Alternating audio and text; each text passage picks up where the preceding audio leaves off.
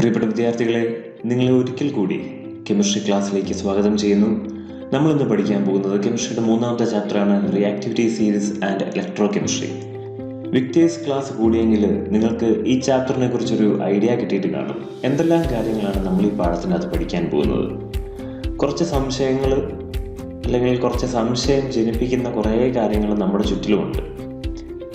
എങ്ങനെയാണ് rechargeable battery work ചെയ്യുന്നത്? നമ്മൾ കടലിൽ നിന്ന് മേടിച്ച് ടോർച്ചിനകത്ത് ഇടുന്ന ബാറ്ററിയിൽ നിന്ന് എങ്ങനെയാണ് വൈദ്യുതി ഉണ്ടാകുന്നത്? അല്ലെങ്കിൽ സ്വർണം, വെള്ളി ഇതൊക്കെ എങ്ങനെയാണ് ലോഹങ്ങളുടെ മേൽ പൂശുന്നത്? ഇനി മണ്ണിൽ നിന്ന് കുഴിച്ചെടുക്കുന്ന ലോഹങ്ങളെ നമ്മൾ എങ്ങനെയാണ് വേർതിരിക്കുന്നത്? ഇങ്ങനത്തെ ഒരുപാട് കാര്യങ്ങൾ നമുക്ക് ഈ ഒരു ചാപ്റ്ററിൽ നിന്ന് മനസ്സിലാക്കാൻ സാധിക്കും. ഉദാഹരണത്തിന്, കറണ്ടിൽ നിന്ന് എങ്ങനെ വൈദ്യുതി ഉപയോഗിച്ച് എങ്ങനെ നമുക്കൊരു കെമിക്കൽ റിയാക്ഷൻ നടത്താം, നേരെ തിരിച്ച് ഒരു കെമിക്കൽ റിയാക്ഷൻ, ഒരു രാസപ്രക്രിയയിലൂടെ എങ്ങനെ വൈദ്യുതി ഉണ്ടാക്കാം, ഇങ്ങനത്തെ ഒരുപാട് കാര്യങ്ങൾ നമ്മൾ ഈ ഒരു ചാപ്റ്ററിൽ പഠിക്കുന്നുണ്ട്. നമുക്ക് ഫസ്റ്റ് പാരഗ്രാഫ് വായിക്കാം. How do you notice the picture? Certain instances of using electricity and a few sources of electricity are shown in the picture, aren't they? We use different kinds of batteries to work electronic equipments. Here, chemical energy is converted into electrical energy and vice versa. നമ്മൾ നേരത്തെ പറഞ്ഞ സെൻറ്റൻസാണ്. Chemical energy electrical energy ആയിട്ട് മാറുന്നു, അതുപോലെ തന്നെ electrical energy തിരിച്ച് വീണ്ടും chemical energy ആയിട്ട് മാറുന്നു. You may have noticed different metals used in A cell. What may be it's reason? നമുക്കറിയാം, ഒരു ബാറ്ററിക്കകത്ത്, നിങ്ങളൊരു ചെറിയ ബാറ്ററി, ക്ലോക്കിനകത്തൊക്കെ ബാറ്ററി നിങ്ങൾ എറിഞ്ഞു പൊട്ടിച്ചിട്ടുണ്ടെങ്കിൽ അതിനകത്ത് പല തരത്തിലുള്ള മെറ്റൽസ് നിങ്ങൾ കണ്ടിട്ട് കാണും. പിന്നെ അടുത്ത് എന്താ പറഞ്ഞതെന്ന് നോക്കി. You have already observed the rusting of iron and the formation of verdigris on copper. ഈ വാക്ക് നിങ്ങൾ അണ്ടർലൈൻ ചെയ്യണം. വെർട്ടിഗരീസ്, അതിന് മലയാളം വാക്ക് നിങ്ങൾക്കറിയാം, ക്ലാവ് എന്ന് നമ്മൾ പറയും. കോപ്പർ, ചെമ്പ് പാത്രങ്ങളിലൊക്കെയുള്ള ക്ലാവ്. ഇനി റസ്റ്റിംഗ് ഓഫ് അയൺ എന്ന് വെച്ചാലോ, തുരുമ്പിക്കുന്നത്. Are all metals like this? എല്ലാ മെറ്റൽസും ഇങ്ങനെയാണോ? While some metals engage in chemical reactions vigorously. Vigorously എന്ന് വെച്ചാൽ വളരെ തീക്ഷ്ണമായിട്ട്. ചില മെറ്റൽസ് കെമിക്കൽ റിയാക്ഷനിൽ വളരെ തീവ്രമായിട്ട് പങ്കെടുക്കുന്നു. അതേസമയം certain others react sluggishly, അതായത് ഒരു സ്ലോ ആയിട്ട്, sluggishly in the same reaction. Let us find out the difference in the reactivity of metals and try to examine how they can be utilized in different cells. ഇതൊരു just ഒരു introduction പറഞ്ഞിരിക്കുകയാണ്. നമ്മൾ അടുത്ത ഹെഡിങ്ങിലേക്ക് പെട്ടെന്ന് കയറുകയാണ്.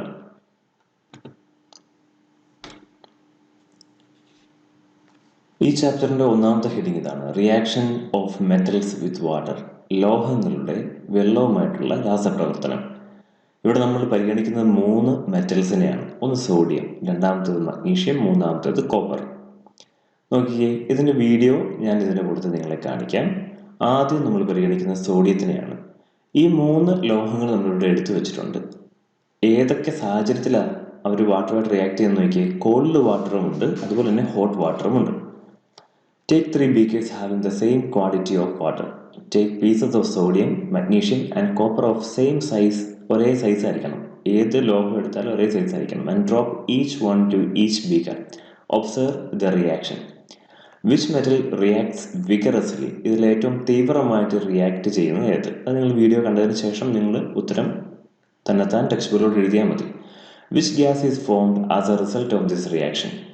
Write down its chemical equation. Drop magnesium and copper metal in hot water. Sodium നമ്മൾ എന്തിൽ മാത്രമേ പരീക്ഷിച്ചുള്ളൂ? കോൾഡ് വാട്ടറിൽ മാത്രമേ പരീക്ഷിച്ചുള്ളൂ. അടുത്ത 2 മഗ്നീഷ്യവും കോപ്പറും എവിടെ പരീക്ഷിക്കാൻ പറഞ്ഞിരിക്കുന്നത്? Drop magnesium and copper metal in hot water and observe the differences in there reaction. Record observations of these 2 experiments in the table given below.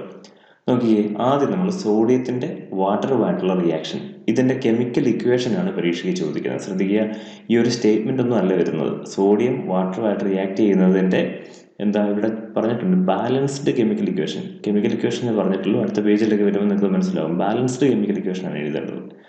അതിൻ്റെ ആൻസറാണ് എഴുതി വെച്ചിരിക്കുന്നത്. സോഡിയം എന്ന് പറയുന്ന മെറ്റൽ വാട്ടർ മോളിക്യൂളുമായിട്ട് റിയാക്ട് ചെയ്യുമ്പോൾ അവിടെ ഉണ്ടാകുന്നത് സോഡിയം ഹൈഡ്രോക്സൈഡും ഹൈഡ്രജൻ ഗ്യാസുമാണ്. അപ്പോൾ question clear ആയെന്ന് തോന്നുന്നു. ഇവിടുത്തെ രണ്ടാമത്തെ ക്വസ്റ്റ്യൻ നോക്കിയേ. Which gas is formed as A result of this reaction? Sodium എന്ന് പറയുന്ന മെറ്റൽ വാട്ടറുമായിട്ട് റിയാക്ട് ചെയ്തപ്പോൾ ലിബറേറ്റ് ചെയ്ത, ആ വാക്ക് ശ്രദ്ധിച്ചേക്കണം, ലിബറേറ്റ് അതായത് വെളിയിലേക്ക് പോകുന്ന ഗ്യാസ് ഏതാണ്? Hydrogen gas. Write down its chemical equation. 2Na plus H2O gives 2NaOH plus hydrogen. ഇതിൻ്റെ വീഡിയോ ഒന്ന് കാണാം.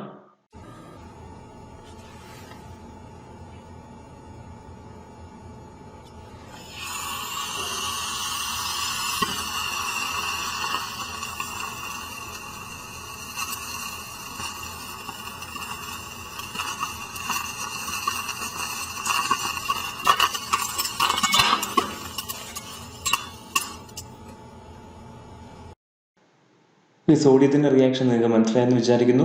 ഒന്നുകൂടെ ശ്രദ്ധിച്ചേ.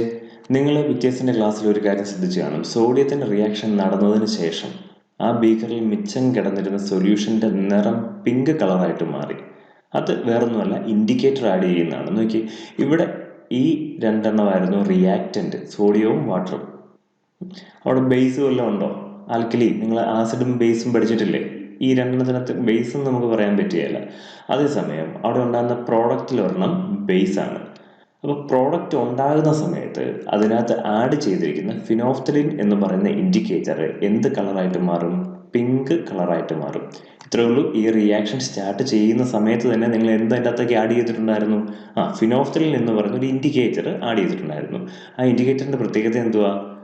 അസിഡിക് മീഡിയത്തിൽ അല്ലെങ്കിൽ ബേസിക് അല്ലാത്ത മീഡിയത്തിൽ ആ ഇൻഡിക്കേറ്ററിന് കളറൊന്നുമില്ല. പക്ഷെ എപ്പോഴാണോ ആ സിസ്റ്റത്തിൻ്റെ അകത്തൊരു ബേസ് സ്വഭാവമുള്ളൊരു പ്രോഡക്റ്റ് ഉണ്ടാകുന്നത്, അന്നേരം അതിൻ്റെ നിറം എന്തായിട്ട് മാറും? പിങ്ക്.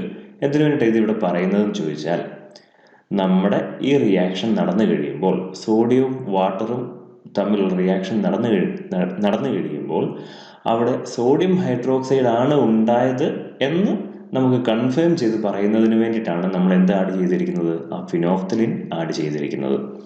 കൂടുതൽ എന്തും കൂടെ ഉണ്ടാകുന്നുണ്ട്? ഹൈഡ്രജൻ ഗ്യാസും ഉണ്ടാകുന്നുണ്ട്. രണ്ടാമത്, മഗ്നീഷ്യം. നിങ്ങൾ ശ്രദ്ധിക്കുക, മഗ്നീഷ്യം കോൾഡ് വാട്ടറിൽ റിയാക്ഷൻ തരില്ല. അത് ഏത് വാട്ടറിൽ മാത്രമേ റിയാക്ഷൻ തരത്തുള്ളൂ? ഹോട്ട് വാട്ടറിൽ മാത്രമേ മഗ്നീഷ്യം റിയാക്ട് ചെയ്യത്തുള്ളൂ. അതിൻ്റെ കെമിക്കൽ ഇക്വേഷൻ നമ്മൾ ഹോട്ട് വാട്ടറിനൊന്നും എഴുതുന്നില്ല, പക്ഷേ കെമിക്കൽ ഇക്വേഷൻ നോക്കിക്കൂ. മഗ്നീഷ്യം വാട്ടറുമായിട്ട് റിയാക്ട് ചെയ്തിട്ട് മഗ്നീഷ്യം ഹൈഡ്രോക്സൈഡും ഹൈഡ്രജൻ ഗ്യാസും ഉണ്ടാകുന്നു. എന്താണ് മഗ്നീഷ്യത്തിൻ്റെ പ്രത്യേകത? അത് കോൾഡ് വാട്ടറിൽ റിയാക്ഷൻ നടക്കുകയല്ല, ഹോട്ട് വാട്ടറിലാണ് റിയാക്ഷൻ നടക്കുന്നത്. ബേസിക്കലി ഹോട്ട് വാട്ടറിൽ റിയാക്ഷൻ നടക്കാനുള്ള ഒരു പോയിന്റ് ഇതാണ്. ഈ മഗ്നീഷ്യം ഹൈഡ്രോക്സൈഡ് എന്ന് പറയുന്ന ഒരു കോട്ടിങ് മഗ്നീഷ്യത്തിൻ്റെ മുകളിൽ ചെറുതായിട്ട് ഉണ്ടായിരിക്കും. കോൾഡ് വാട്ടറിൽ റിയാക്ഷന് ആ കോട്ടിങ്ങിനെ മാറ്റാൻ പറ്റുകയല്ല. ഹോട്ട് വാട്ടർ ആകുമ്പോഴത്തേക്കിനും ആ റിയാക്ഷൻ ആ ഒരു കോട്ടിങ്ങിനെ മാറ്റിയിട്ട് മഗ്നീഷ്യമായിട്ട് കൂടുതൽ റിയാക്ട് ചെയ്യാൻ പറ്റും. ഒന്നുമില്ല, അത് വിട്ടാലോ, ഒരു അഡീഷണൽ പോയിന്റ് പറഞ്ഞതേ ഉള്ളൂ. അപ്പോൾ മഗ്നീഷ്യത്തിൻ്റെ പ്രത്യേകത ചോദിച്ചാൽ എന്താ പരീക്ഷയ്ക്ക് എഴുതേണ്ടത്? കോൾഡ് വാട്ടറിൽ മഗ്നീഷ്യം റിയാക്ഷൻ കാണിക്കുമോ? ഇല്ല, അത് ഹോട്ട് വാട്ടറിലാണ് റിയാക്ഷൻ കാണിക്കുന്നത്. അതിനുശേഷം എന്തും കൂടി എഴുതണം? മഗ്നീഷ്യം വാട്ടറുമായിട്ട് റിയാക്ട് ചെയ്ത് മഗ്നീഷ്യം ഹൈഡ്രോക്സൈഡും ഹൈഡ്രജൻ ഗ്യാസും ഉണ്ടാകുന്നു. അപ്പോൾ ഇവിടെ ലിബറേറ്റ് ചെയ്ത ഗ്യാസ് ഏതാണ്? Hydrogen gas. ഇനി കോപ്പറിൻ്റെ പ്രത്യേകത എന്താ? കോപ്പർ കോൾഡ് വാട്ടറിലും റിയാക്ഷൻ തരത്തില്ല, ഹോട്ട് വാട്ടറിലും റിയാക്ഷൻ തരത്തില്ല. മഗ്നീഷ്യമോ കോൾഡ് വാട്ടറിൽ തരില്ല, ഹോട്ട് വാട്ടറിൽ റിയാക്ഷൻ തരുമായിരുന്നു. സോഡിയം കോൾഡ് വാട്ടർ റിയാക്ഷൻ തരും, ഹോട്ട് വാട്ടറിലും റിയാക്ഷൻ തരും, പക്ഷെ അത് ഹൈലി ഡേഞ്ചറസ് ആണ്.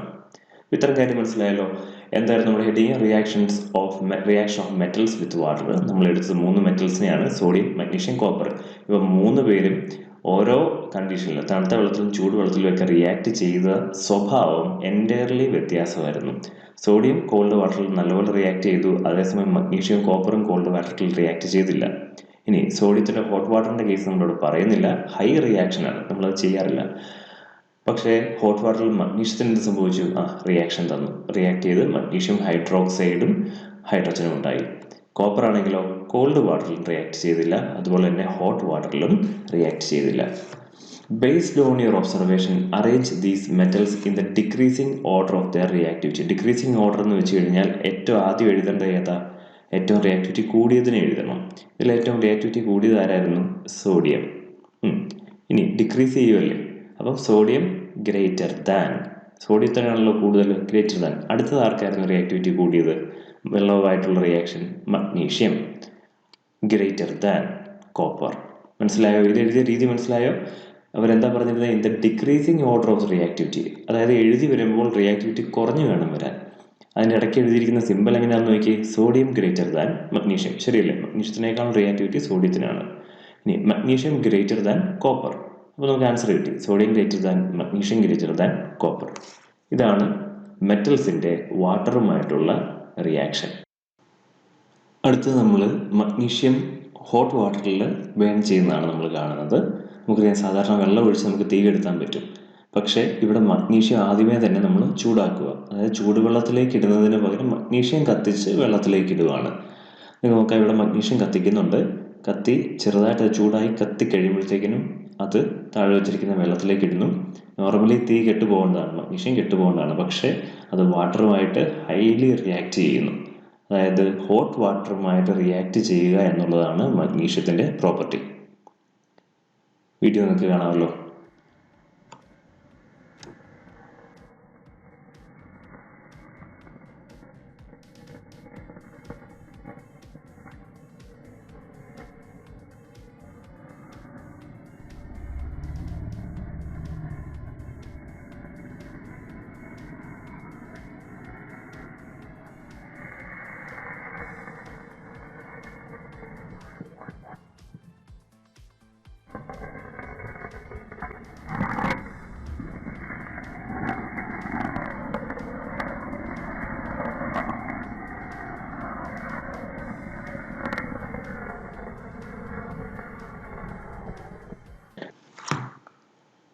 അടുത്ത heading reactions of metals with air.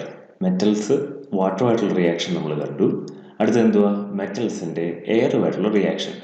നിങ്ങൾ 9ാം ക്ലാസ്സിലേക്ക് ലസ്റ്റർ എന്ന് പറഞ്ഞൊരു വാക്ക് പഠിച്ചിട്ടുണ്ട്, വായിച്ചു നോക്കാം. ഫ്രഷ്ലി കട്ട്, പുതിയതായിട്ട് മുറിച്ച, അതാണ് freshly cut surfaces of metals will have a shiny appearance won't they. പുതിയതായിട്ട് മുറിച്ച ഒരു മെറ്റലിൻ്റെ സർഫസിന് ഒരു തിളക്കം കൂടുതൽ കാണുമല്ലോ. This property is known as metallic lustre. അടുത്ത് നമ്മൾ സോഡിയത്തിൻ്റെ ഒരു വീഡിയോ കാണാൻ പോവുക. Cut a piece of sodium using a knife. Observe the freshly cut portion. Don't you see that it is shining fades after some day. നമുക്കൊരു video കാണാം.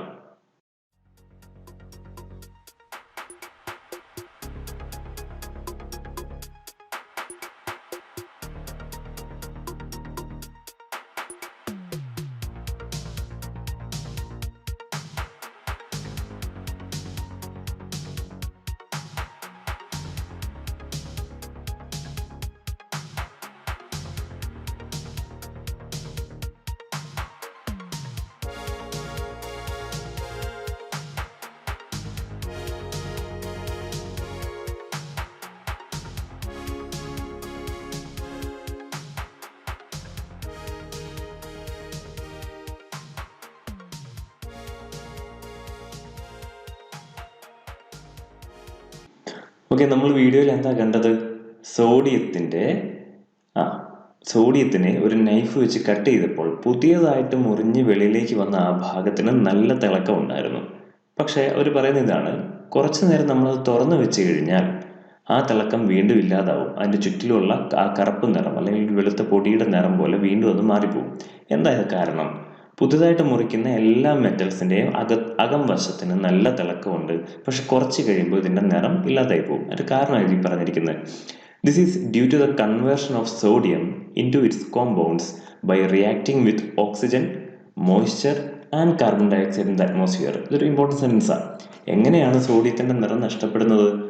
അത് അന്തരീക്ഷത്തിലുള്ള ഓക്സിജനുമായും വാട്ടർ മോളിക്യൂളുമായും ഈർപ്പവുമായും കാർബൺ ഡയോക്സൈഡുമായും റിയാക്ട് ചെയ്തിട്ട് അതിനനുസരിച്ചുള്ള പ്രോഡക്റ്റ് ഉണ്ടാവുകയും ആ തിളക്കത്തിൻ്റെ മുകളിൽ അതിരിക്കുകയും ചെയ്യും. അങ്ങനെ പതുക്കെ സോഡിയത്തിൻ്റെ തിളക്കം അല്ലെങ്കിൽ മെറ്റാലിക് ലസ്റ്റർ നഷ്ടപ്പെടും. അതിനൊരു കെമിക്കൽ ഇക്വേഷൻ ഉണ്ട്. നമ്മളിവിടെ പറഞ്ഞ 3 ഘടകങ്ങളുണ്ടല്ലോ, ഓക്സിജനുമായിട്ട് റിയാക്ട് ചെയ്യും, അല്ലെങ്കിൽ മോയ്സ്ചറുമായിട്ട് റിയാക്ട് ചെയ്യും, കാർബൺ ഡയോക്സൈഡുമായിട്ട് റിയാക്ട് ചെയ്യും. ഇതിനെ എക്സ്പ്ലെയിൻ ചെയ്യുന്ന ഒരു കെമിക്കൽ ഇക്വേഷൻ ഉണ്ട്. നോക്കി, ആദ്യം എന്തുവാ? Freshly cut piece of sodium. Balanced ആണ്, ഞാൻ ഈ നമ്പേഴ്സ് ഇവിടെ പറയുന്നില്ല. സോഡിയം ഓക്സിജനുമായിട്ട് റിയാക്ട് ചെയ്തിട്ട് സോഡിയം ഓക്സൈഡ് ഉണ്ടാകുന്നു, Na2O ഉണ്ടാകുന്നു. ഇനി അവിടെ ഉണ്ടായ സോഡിയം ഓക്സൈഡ് ആരുമായിട്ട് റിയാക്ട് ചെയ്യുന്നു? ഈർപ്പവുമായിട്ട്, മോയ്സ്ചറുമായിട്ട് റിയാക്ട് ചെയ്ത്, വാട്ടർ മോളിക്യൂളുമായിട്ട് റിയാക്ട് ചെയ്ത് എന്തായിട്ട് മാറും? സോഡിയം ഹൈഡ്രോക്സൈഡ് ആയിട്ട് മാറും. സോഡിയം ഹൈഡ്രോക്സൈഡ് ആരുമായിട്ട് റിയാക്ട് ചെയ്യും? കാർബൺ ഡയോക്സൈഡുമായിട്ട് റിയാക്ട് ചെയ്ത് സോഡിയം കാർബണേറ്റും വാട്ടർ മോളിക്യൂളുമായിട്ട് മാറും. അങ്ങനെ ഈ കെമിക്കൽ റിയാക്ഷൻ വഴി തിളക്കമുണ്ടായിരുന്ന സോഡിയത്തിൻ്റെ സർഫസിന് എന്ത് സംഭവിക്കും? വീണ്ടും അത് ഇരുണ്ടുപോകും. ഇതിനെയാണ് നമ്മൾ മെറ്റൽസിൻ്റെ എയറുമായിട്ടുള്ള റിയാക്ഷൻ എന്ന് പറയുന്നത്. അപ്പോൾ മെറ്റാലിക് ലസ്റ്റർ നമ്മൾ കണ്ടു, അതുപോലെ തന്നെ ആ മെറ്റാലിക് ലസ്റ്റർ ഉണ്ടായിരുന്ന ഭാഗം വീണ്ടും എയറുമായിട്ട് റിയാക്ട് ചെയ്ത് ആ ലസ്റ്റർ നഷ്ടപ്പെടുന്നത് നമ്മൾ കണ്ടു. സോഡിയത്തിൻ്റെ കേസ് കണ്ടല്ലോ. അടുത്തത് നമുക്ക് നോക്കാം, magnesium ribbon. Having you noticed a fresh magnesium ribbon? ഇത് നിങ്ങൾ വ്യത്യസ്ത ചാനൽ കണ്ടിരുന്നു തോന്നുന്നു. Magnesium ribbon losing its lustre when kept exposed in the air for some days. Sodium പോലെ തന്നെ മഗ്നീഷ്യം റിബണും വെളിയിൽ തുറന്നു വെച്ച് കഴിഞ്ഞാൽ അതിൻ്റെ തിളക്കം ക്രമേണ നഷ്ടപ്പെടും. This is also due to its reaction with atmospheric air. ഇവിടുത്തെ റിയാക്ഷൻ നോക്കിയേ, മഗ്നീഷ്യം ഓക്സിജനുമായിട്ട് റിയാക്ട് ചെയ്ത് എന്തുണ്ടാകുന്നു? മഗ്നീഷ്യം ഓക്സൈഡ് ഉണ്ടാകുന്നു. 2Mg + O2 gives 2MgO. എയറുമായിട്ടുള്ള റിയാക്ഷനിലെ രണ്ടാമത്തെ എക്സാമ്പിൾ പഠിച്ചു. ഏതായിരുന്നു? മഗ്നീഷ്യത്തിൻ്റെ ഓക്സിജനുമായിട്ടുള്ള റിയാക്ഷൻ. മഗ്നീഷ്യത്തിൻ്റെ തിളക്കം നഷ്ടപ്പെടാനുള്ള കാരണം എന്താ? മഗ്നീഷ്യം അന്തരീക്ഷത്തിൽ ഓക്സിജനുമായിട്ട് റിയാക്ട് ചെയ്ത് മഗ്നീഷ്യം ഓക്സൈഡായിട്ട് മാറുന്നു. മഗ്നീഷ്യം മാത്രമായിട്ടിരിക്കുമ്പോൾ നല്ല തിളക്കം വരുന്നു. പക്ഷേ അതിൻ്റെ മുകളിലോട്ടാണ് ഇപ്പോൾ ആര് ഉണ്ടായിരിക്കുന്നത്? ആ മഗ്നീഷ്യം ഓക്സൈഡ് ഉണ്ടായത്. അതുകൊണ്ട് എന്താ? അതിൻ്റെ മെറ്റാലിക് ലസ്റ്റർ കുറഞ്ഞു. സോഡിയത്തിൻ്റെ കേസിൽ നിങ്ങളത് മനസ്സിലാക്കണം. പുതുതായിട്ട് മുറിച്ച ആ സർഫസിൽ തിളക്കം ഉണ്ടാവാൻ കാരണം അവിടെ സോഡിയമായിട്ട് തന്നെയായിരുന്നു ഇരുന്നത്. അതുകൊണ്ടായിരുന്നു ആ തിളക്കം ഉണ്ടായിരുന്നത്. എപ്പോഴാണോ സോഡിയം ഓക്സിജനുമായിട്ടും അല്ലെങ്കിൽ മോയ്സ്ചറുമായിട്ടും കാർബൺ ഡൈ ഓക്സൈഡുമായിട്ട് റിയാക്ട് ചെയ്ത് മറ്റ് പ്രോഡക്ട്സ് ഉണ്ടാക്കിയത്, ആ പ്രോഡക്ട്സ് ഒക്കെ ഇപ്പോൾ നിലവിൽ എവിടെയാണ്? ആ തിളക്കമുള്ള സർഫസിൻ്റെ മുകളിലാണ് ഉണ്ടായത്. അതുകൊണ്ടാണ് അതിൻ്റെ തിളക്കം ഇല്ലാതായി പോയത്. ലാസ്റ്റ് പാരഗ്രാഫ് നോക്കാം. It can be seen that the lustre of aluminium vessels, നമ്മുടെ വീട്ടിലുള്ള അലുമിനിയം പാത്രങ്ങൾ, aluminium vessels diminishes as time passes by. പഴക്കം ചെല്ലുന്തോറും പാത്രങ്ങളിൽ തിളക്കം നഷ്ടപ്പെടും. ഇതിൻ്റെ കാരണം എന്താ? അലുമിനിയം പാത്രം നിങ്ങൾക്കറിയാം, നിങ്ങൾ ശ്രദ്ധിച്ചിട്ട് കാണും, അലുമിനിയം പാത്രം കുറേ നാൾ ഉപയോഗിക്കാതിരുന്നാൽ അതിൻ്റെ പുറത്തൊരു വെള്ള പൊടി പോലെ വരും. അത് അതിൻ്റെ ഓക്സൈഡ് ഉണ്ടാവുക, അത് വായുവായിട്ട് ഓക്സിജനുമായിട്ട് റിയാക്ട് ചെയ്ത് അലുമിനിയത്തിൻ്റെ ഓക്സൈഡ് ഉണ്ടാവുകയാണ് ചെയ്യുന്നത്. ഇവിടെ ഇപ്പം മഗ്നീഷ്യം ഓക്സൈഡ് ഉണ്ടായി എന്ന് പറഞ്ഞ പോലെ, അല്ലെങ്കിൽ സോഡിയത്തിൻ്റെ കേസിൽ സോഡിയം ഓക്സൈഡ് ഉണ്ടായി എന്ന് പറഞ്ഞ പോലെ അലുമിനിയവും റിയാക്ട് ചെയ്ത് മറ്റൊരു പ്രോഡക്റ്റായിട്ട് മാറിപ്പോകുന്നു. ഇനി in the case of copper vessels it takes months for the loss of its lustre by the formation of verdigris. ആദ്യം സോഡിയത്തിൻ്റെ കേസാണ് പറഞ്ഞത്. സോഡിയം മുറിച്ച് വെച്ചാൽ ഉടനെ തന്നെ അതിൻ്റെ തിളക്കം നഷ്ടപ്പെടാൻ തുടങ്ങും. മഗ്നീഷ്യം ഏറെക്കുറെ അതുപോലെ തന്നെ. അലുമിനിയം ഇച്ചിരി കൂടെ സമയമെടുത്ത് അതിൻ്റെ തിളക്കം നഷ്ടപ്പെടും. പക്ഷെ കോപ്പറിൻ്റെ കേസ് അവരെന്താ പറഞ്ഞിരിക്കുന്നത്? ഒരുപാട് നാളുകൾ കൊണ്ടാണ് അതിൻ്റെ തിളക്കം അതിന് നഷ്ടപ്പെടുന്നത്. ഇറ്റ് ടേക്സ് മന്ത്സ്, മാസങ്ങളെടുക്കും. By the formation of verdigris, ഞാൻ നേരത്തെ പറഞ്ഞു ക്ലാവ് എന്ന് നമ്മൾ പറയുന്നതാണ്. നിങ്ങൾ കണ്ടിട്ട് കാണും ഈ ചെമ്പ് നാണയങ്ങളിലൊക്കെ ക്ലാവ് ഇരിക്കുന്നതിൻ്റെ ഞാനൊരു ഫോട്ടോ നിങ്ങളെ കാണിക്കാം.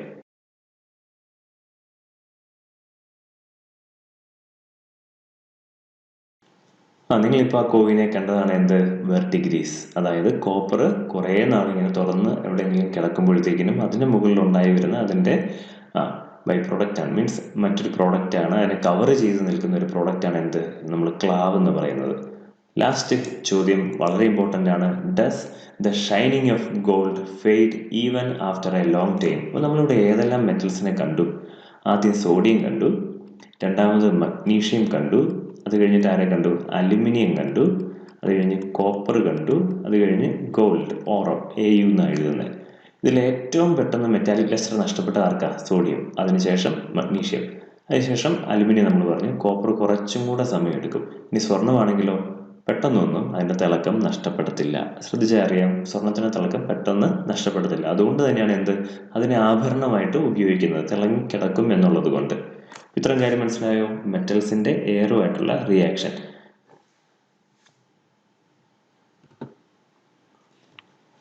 ഓക്കെ, അപ്പോൾ ഇതിൽ നിന്ന് മനസ്സിലാക്കാം, doesn't this indicate that metals react with air at different rates? ഇതിൽ നമുക്ക് എന്താ മനസ്സിലാകുന്നത്? ഓരോ മെറ്റൽസും വായുവുമായിട്ടും റിയാക്ട് ചെയ്യുന്നതിൻ്റെ വേഗത വ്യത്യാസമാണ്. സോഡിയവും മഗ്നീഷ്യവും അലുമിനിയവും കോപ്പറും ഗോൾഡ്, ഓറവും, ഗോൾഡിൻ്റെ പേരാണ് ഓറം, അല്ലെങ്കിൽ ലാറ്റിൻ നെയിമാണ് ഓറം, നമ്മൾ ഗോൾഡ് AU എന്ന് സിമ്പിൾ പറയും. ഒന്നാമത്തെ ചോദ്യം, which metal among magnesium, copper, gold, sodium and aluminium loses its lustre at a faster rate? ഏറ്റവും വേഗത്തിൽ അതിൻ്റെ തിളക്കം നഷ്ടപ്പെടുന്ന ഇതിലെ ഏത് എലമെൻറ്റിനാണ്, ഏത് മെറ്റലിനാണ്? ആൻസർ ഏതാ? Sodium. List the above metals in the decreasing order of their reactivity with air and their by losing lustre. എയറുമായിട്ട് റിയാക്ട് ചെയ്യുന്ന കാര്യത്തിൽ ആ ഓർഡറിൽ, ഡിക്രീസിങ് ഓർഡറിൽ എഴുതുക. അതായത് എയറുമായിട്ടുള്ള റിയാക്ഷൻ കുറഞ്ഞു വരണം നമ്മൾ എഴുതുമ്പോൾ. അങ്ങനെയാണെങ്കിൽ ഏറ്റവും ആദ്യം എഴുതേണ്ട ഏതാ? ഏറ്റവും റിയാക്ടിവിറ്റി കൂടിയ മെറ്റലിനെ. അതാരായിരുന്നു? സോഡിയം.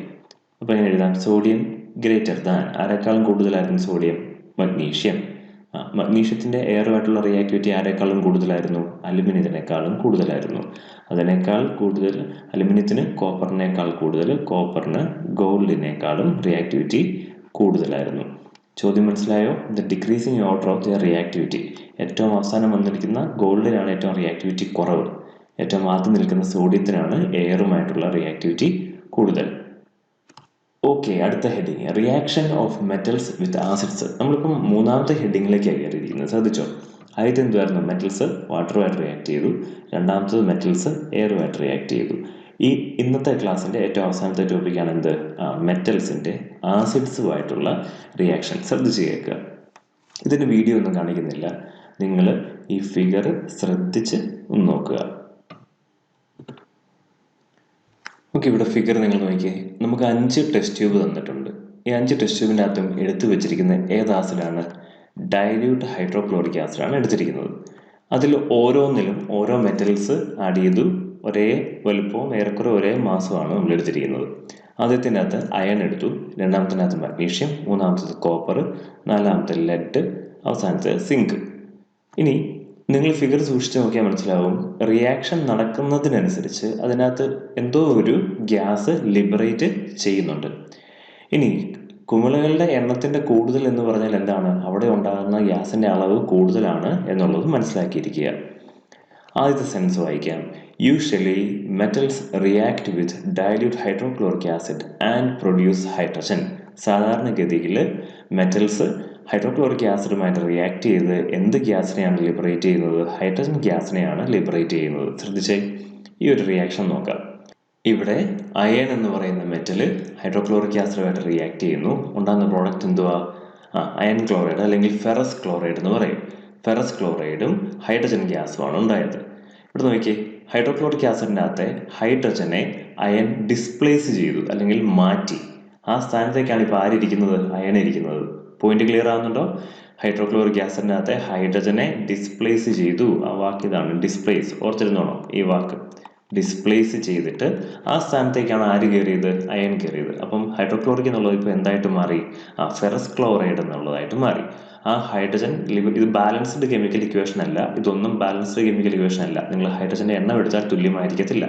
നിങ്ങൾ ബാലൻസ് ചെയ്ത് നോക്കിക്കോണം. അപ്പോൾ ഹൈഡ്രജൻ അയൺ ഹൈഡ്രോക്ലോറിക് ആസിഡുമായിട്ട് റിയാക്ട് ചെയ്ത് നമുക്ക് എന്ത് ഗ്യാസ് ലിബറേറ്റ് ചെയ്തു?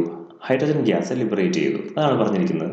മെറ്റൽസ് സാധാരണ ഹൈഡ്രോക്ലോറിക് ആസിഡുമായിട്ട് റിയാക്ട് ചെയ്യുമ്പോൾ ഏത് ഗ്യാസാണ് ലിബറേറ്റ് ചെയ്യുന്നത്? Hydrogen gas. The way in which the metals like magnesium, lead, zinc, iron and copper engage in chemical reaction with dilute HCl are given in the picture below. Arrange these metals in the decreasing order of their rate of chemical reaction. നോക്കിക്കേ, ഇതിനകത്ത് chemical reaction ഏറ്റവും കൂടുതൽ ഏതിനായിരിക്കും? നിങ്ങൾക്ക് എന്ത് തോന്നുന്നു? മഗ്നീഷ്യത്തിനാണ് നമ്മുടെ ഈ കാണിച്ചിരിക്കുന്ന കേസിൽ ഏറ്റവും കെമിക്കൽ റിയാക്ഷൻ. അതെന്താണെന്ന് ചോദിച്ചു കഴിഞ്ഞാൽ, ഈ കുമിളയായിട്ട് മുകളിലേക്ക് വരുന്ന എന്താ? ഹൈഡ്രജൻ ഗ്യാസാണ്. അപ്പം ഏതിലാണോ ഹൈഡ്രജൻ ഗ്യാസ് കൂടുതൽ ഉണ്ടായിരിക്കുന്നത് അതിൻ്റെ അർത്ഥം അവിടെ കൂടുതൽ മഗ്നീഷ്യം, അവിടുത്തെ മഗ്നീഷ്യം ആ ആസിഡുമായിട്ട് കൂടുതൽ റിയാക്ട് ചെയ്ത് കൂടുതൽ ഹൈഡ്രജനെ ഡിസ്പ്ലേസ് ചെയ്തു എന്നുള്ളതാണ്. മനസ്സിലാകുന്നുണ്ടോ? പോയിന്റ് ഒന്നുകൂടെ ക്ലിയർ ആക്കി തരാം. ഇതിലെ ഏതാണ് ഏറ്റവും റിയാക്റ്റീവ് എന്ന് ചോദിച്ചു കഴിഞ്ഞാൽ ഏറ്റവും കൂടുതൽ ഹൈഡ്രജൻ ഗ്യാസ് മുകളിലേക്ക് വരുന്ന ടെസ്റ്റ് ട്യൂബാണ്. അതിനകത്ത് ഏത് മെറ്റലാണ് നമ്മൾ എടുത്തിരുന്നത്? മഗ്നീഷ്യം.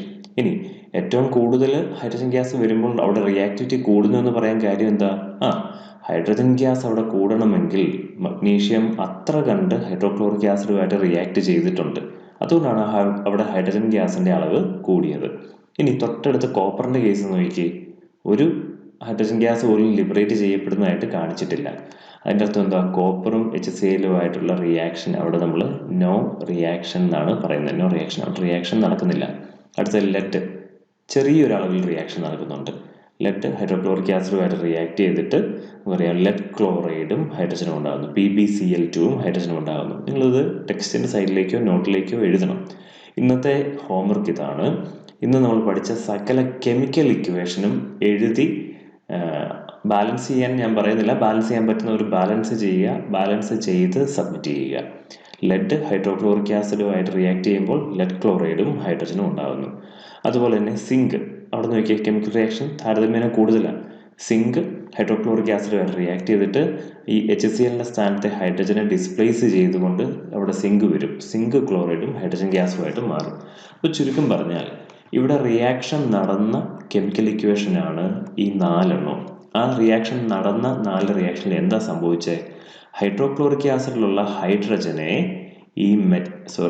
ഇവിടെ റിയാക്ഷൻ നടക്കുന്നില്ല. ഹൈഡ്രോക്ലോറിക് ആസിഡിലുള്ള ഈ ഹൈഡ്രജനെ അയൺ എന്ന് പറയുന്ന മെറ്റൽ ഡിസ്പ്ലേസ് ചെയ്തു, മഗ്നീഷ്യം എന്ന് പറയുന്ന മെറ്റൽ ഡിസ്പ്ലേസ് ചെയ്തു, ലെഡും ഡിസ്പ്ലേസ് ചെയ്തു, സിങ്കും ഡിസ്പ്ലേസ് ചെയ്തു. ആ സ്ഥാനത്തേക്ക് ആ മെറ്റൽസ് പിന്നീട് കയറി.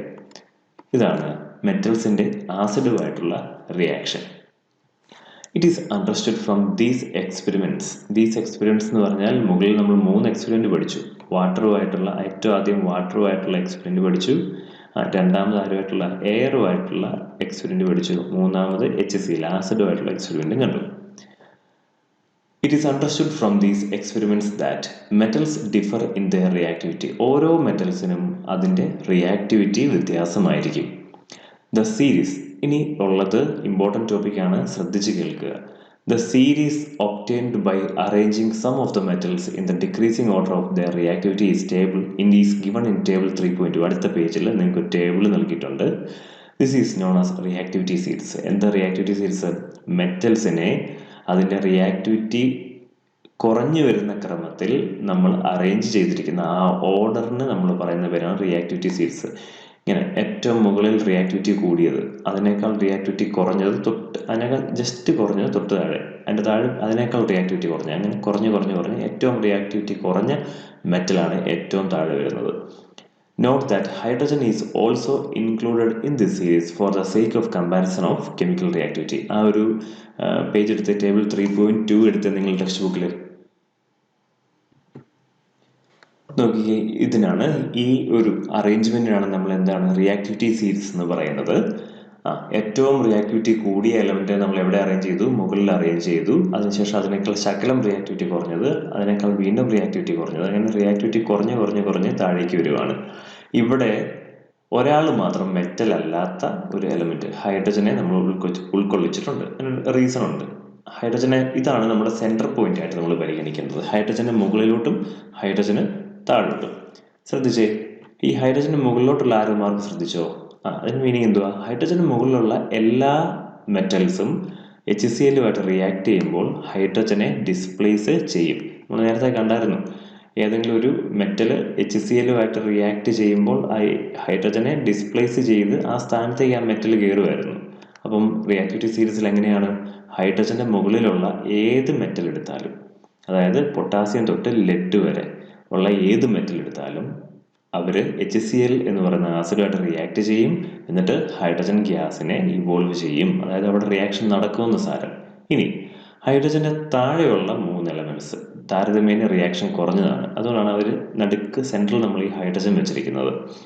താഴെ ആരൊക്കെയാണ്? Copper, silver, gold. ഇവ 3 പേരും HCl-യുമായിട്ട് റിയാക്ട് ചെയ്യത്തില്ല. Do not displace. ഹൈഡ്രജനെ ഡിസ്പ്ലേസ് ചെയ്യാൻ മാത്രമുള്ള റിയാക്ടിവിറ്റി അവർക്കില്ല. അപ്പം നമ്മുടെ അടുത്ത ലക്ഷ്യം എന്താണെന്നറിയാമോ? ഈ റിയാക്ടിവിറ്റി സീരീസ് കാണാതെ പഠിക്കുക. അപ്പം ഞാൻ സ്കൂളിൽ പഠിച്ചിരുന്ന സമയത്ത് ഇത് പഠിച്ച ഒരു മെത്തേഡുണ്ട് പറയാൻ. ഞാൻ എൻ്റെ പേര് തന്നെ ചേർത്താണ് പഠിച്ചിരുന്നത്. ആദ്യത്തെ 2 എണ്ണത്തിനെ ഞാൻ സെപ്പറേറ്റ് ചെയ്തു. ശ്രദ്ധിച്ചു കേട്ടോണം. ഇതെന്താ? Potassium, sodium. എൻ്റെ പേരിൻ്റെ ആദ്യത്തെ അക്ഷരം P-യും അതുപോലെ തന്നെ ലാസ്റ്റ് ലെറ്റർ S-ഉമാണ് പയസിൻ്റെ.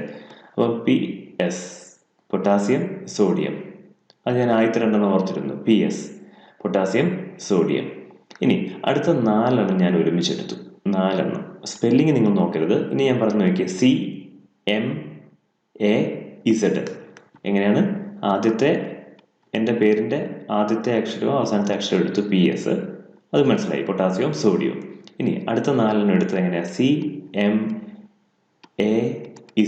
ഇതിനെ ഞാൻ ഒരുമിച്ച് സീമാസ് എന്ന് വെച്ചു. അതായത് എൻ്റെ മനസ്സിൽ അന്ന് ഇതായിരുന്നു, ഒരു തുണിക്കട ഉണ്ടായിരുന്നു സീമാസ്. ആ സ്പെല്ലിംഗ് അല്ല ഇത്, പക്ഷേ ആ സ്വരം അങ്ങനെയാണ് വരുന്നത്, സീമാസ്. അപ്പോൾ ഇതെന്തുവാ? Calcium, magnesium, aluminium, zinc. അടുത്ത ഞാൻ എങ്ങനെ എടുത്തു? Intel, INTL. പ്രോസസ്സർ ഉണ്ടാക്കുന്ന കമ്പനിയില്ലേ നമ്മുടെ കമ്പ്യൂട്ടറിന് വേണ്ടിയിട്ട്, അതിൻ്റെ ഒരു സ്വരമല്ലേ വന്നിരിക്കുന്നത്, ഇൻറ്റൽ. സ്പെല്ലിങ് നോക്കണ്ട. അപ്പം അയൺ, നിക്കൽ, ടിൻ, ലെഡ്. ഇത്രയും കാര്യം മനസ്സിലായോ? ആദ്യത്തേത് പേരിനോട് ചേർന്നുള്ള PuS, പൊട്ടാസ്യം സോഡിയം. അടുത്തത് CMAS, calcium magnesium aluminium zinc. അടുത്തത് എന്തുവാ? ഇൻറ്റൽ, അയൺ നിക്കൽ ടിൻ ലെഡ്. പിന്നെന്തുവാ, നമ്മൾ ഓർക്കാൻ എളുപ്പമല്ലേ, നടുക്ക് നിൽക്കുന്ന ആളാരാണ്? ഹൈഡ്രജൻ. ഇനി അവസാനത്തെ 3 പേരുടെ ഓർഡർ തെറ്റാതിരിക്കാനുള്ള എളുപ്പവഴി ഞാൻ പറയാം. ഇത് മൂന്നും മെറ്റലാണ്.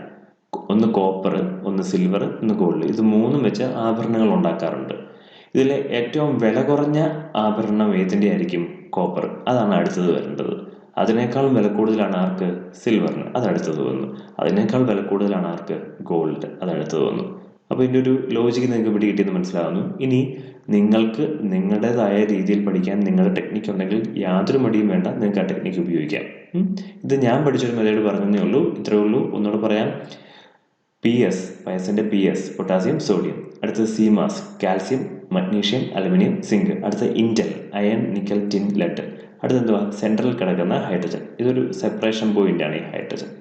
താഴോട്ട് 3 ലോഹങ്ങളാണ്. അതിൽ ഏറ്റവും വില കുറഞ്ഞ ഏതാ? കോപ്പർ. അതിനേക്കാൾ വിലയുള്ളത് സിൽവർ. അതിനേക്കാൾ വിലയുള്ളത് ഗോൾഡ്. അപ്പോൾ ഈ ഒരു ടേബിൾ നിങ്ങൾ കാണാതെ പഠിച്ച് എന്നെ പറഞ്ഞു കേൾപ്പിക്കണം. കാണാൻ പഠിക്കേണ്ട രീതി ഞാനിപ്പോൾ പറഞ്ഞിട്ടുണ്ട്. നിങ്ങളതെന്നെ കാണാതെ പറഞ്ഞ് ഓഡിയോ ആയിട്ട് കേൾപ്പിക്കണം. ഇത്തരം കാര്യങ്ങൾ നിങ്ങൾക്കത് മനസ്സിലായെന്ന് വിചാരിക്കുന്നു. നമുക്ക് ഇന്നത്തേക്ക് വൈൻഡപ്പ് ചെയ്യാം. അടുത്ത ക്ലാസ്സിൽ വീണ്ടും കാണാം. Thank you.